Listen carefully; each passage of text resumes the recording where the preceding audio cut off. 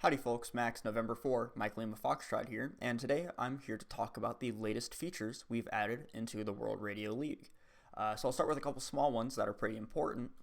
One of them being duplicate contact validation. So you'll see I just made a contact with KN4NEH on 28342 megahertz.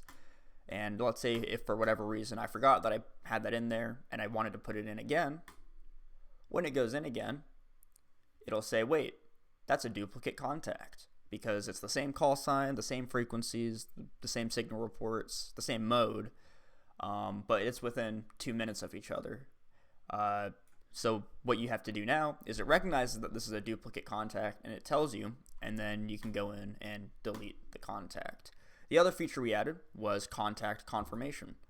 So if you have the same contact as the other person that you contacted, so same call sign exchange, signal report, frequency, and then the same date, and then the same time within 30 minutes, your contact will now show as confirmed. And that's just another great statistic that you can see.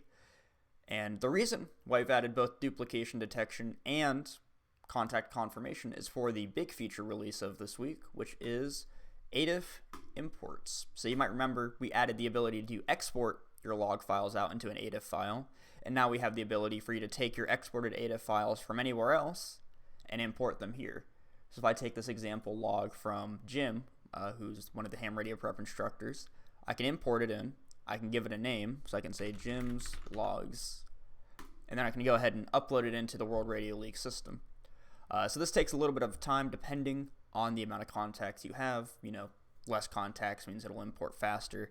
You can see in my tests, I've tested importing anywhere from 40 to 20,000 contacts, and it all works. It just scales based off of time. So as you can see, it sort of creates a progress window. You can see the amount of cases it imports, the total successful, the total failed, and then if you have any duplicates from any imports. So yeah, it's a pretty cool feature. I'll give this just a second to process through. But what this now means is you can better validate the contacts you're making on the World Radio League by seeing if the other person has confirmed it. You can double check that you're not sort of inflating your contact data with any duplicate contacts and go in and fix that yourself. And if you're coming to us from another logging platform, or if you just have contacts stored somewhere else, whether that's on your own computer, in QRZ, or in any other sort of like logging software, you can take all those logs now and you can import them in here, just as you were able to export your logs from the World Radio League into a QRZ or into a logbook of the world or wherever. So yeah, so I'll give that just a little bit of time. And you can see actually it dynamically updates the status based off of what stage it's in. So you can see right now it recognizes that it has 1028 QSOs in, and then it's just going through and parsing all of the imports. So if you go through, you can see that if I go to a log,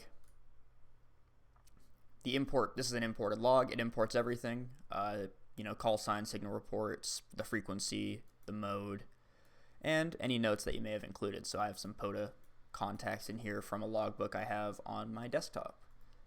So yeah, pretty cool stuff in the works and released today. And I hope you guys will enjoy these new features. That's all. 73s from Max, November 4, Mike, Lima, Foxtrot.